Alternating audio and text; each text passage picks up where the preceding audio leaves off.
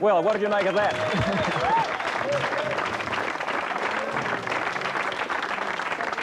Good evening, everybody. For those of you who haven't been initiated, that's what heavy metal music sounds like. Actually, it goes a bit further than that. That's what they call death metal. And this is a group called Necrotomy.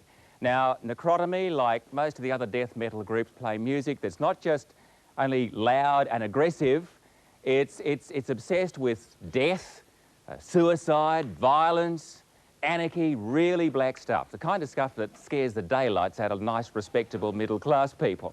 And there's a lot of concern about the effect that it's having on kids, because it really does have a cult following, this sort of stuff. In the United States, there's been a spate of adolescent suicides that have been directly linked to this kind of music. I mean, just a couple of cases that have gone to court. In California, a 17-year-old boy locked himself in his car and gassed himself while he listened to Ozzy Osbourne playing Suicide Solution. The tape was still playing next morning when they found his body.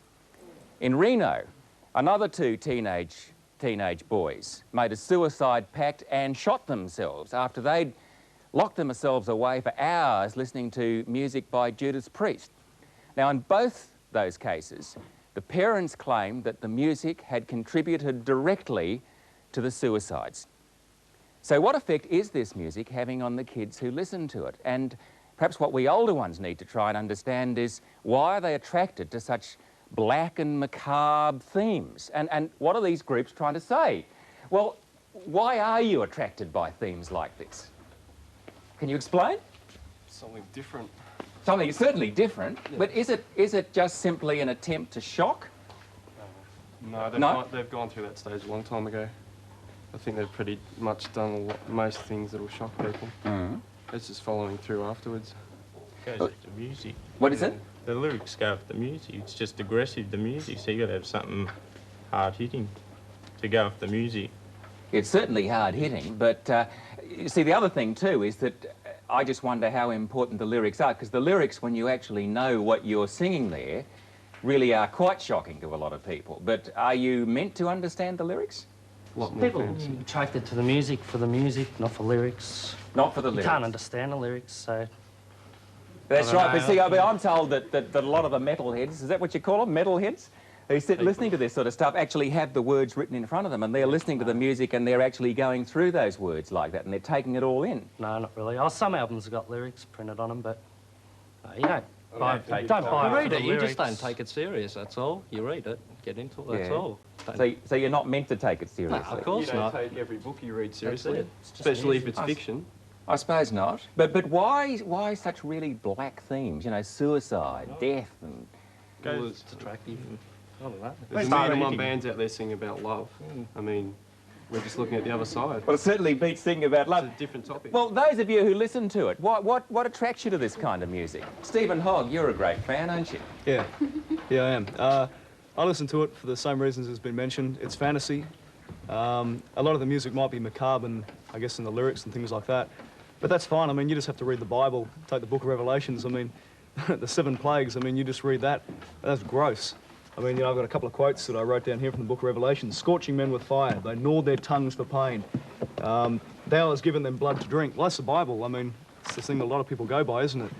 Death metal's similar, I guess. You can take a band like Death and listen to their lyrics. Spiritual Healing was one of the albums.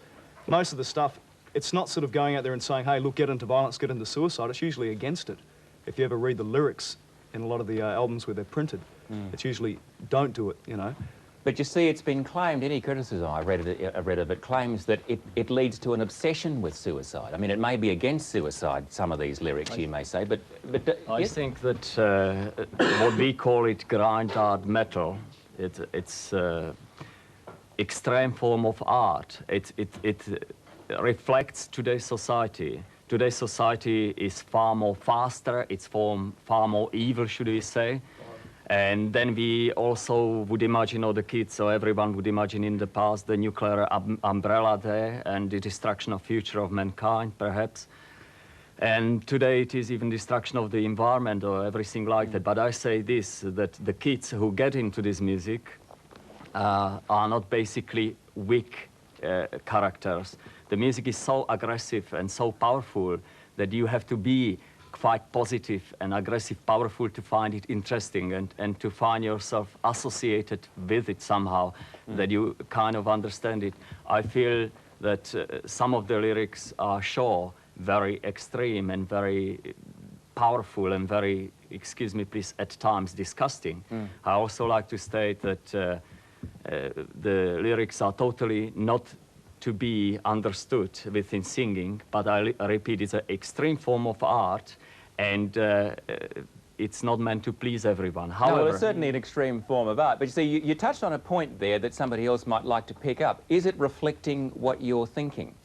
well, Is it reflecting? I'd just like someone else to comment on this, if you would. Is it reflect? Yeah, well, Dennis Twilight, you don't exactly play that sort of stuff on your radio program, do you? But you're playing a lot of pretty heavy metal music.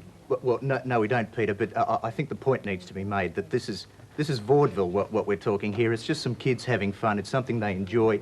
People who assume that this somehow leads to suicide, death, crimes, anything like that, they're the ones who should be in the asylum. So, you know, it's as simple as that. It's just kids enjoying themselves. Death metal isn't something that I personally listen to all the time, but I more than respect these guys for their ability to play, and also for people who want to listen to that sort of thing. Well, is that the case? That's all it is. It's just, we're talking about freedom of speech here, I think. Yeah, really. right. Is that the case? In terms of direction and stuff and the message, I mean, although it can be seen that there's many bands that, let's say, go to death and negative lyrics, there are still other bands, although I'm not Christian or anything, but I'd say a Christian death metal band that has a positive message as well. So it all depends which side of the fence that you're looking at it from. In terms of like the media and stuff, I think they take a very negative stand on heavy metal and that sort of stuff. Yeah, but those of you who listen to it, are you basically listening to it just for fun? Yeah. You don't As listen to Dennis music Twilight for said. anything. You listen to music for enjoyment. You don't listen to music to get depressed. I mean, why have music if you're going to get depressed? But it just seems to me the themes are very depressing. It seems to me to be hard to have fun with themes like suicide and death and... It's just like a horror film. You sit down and you watch a horror film, you go in your room, you listen to some music. It's no different. Hmm? Yeah, I mean, it's like, to me, especially to like a lot of metal has always been an escape. It's always been a thing to like escape to from all the problems that you face in life. And, you know, it's something, you know, especially with fantasy lyrics and things like that, it takes you away from all the problems, you know, because they keep just going around inside your head all the time. I think it's like saying, why were there so many paintings from the Middle Ages that showed thousands of dead people from the Black Plague? Because that's the way the world was. The world is going to hell in a handbasket, and you're going to have some part of popular culture reflecting that. The fact that the mass media refuses to play music, with very rare exceptions, which isn't a love song. If you want a song on commercial radio to be a hit, that's very rare that it won't be a love song. So for anyone that's sick to death and about to gag on another Baby I Love You, the other stuff's there for us, you know? Well, I suppose... yes.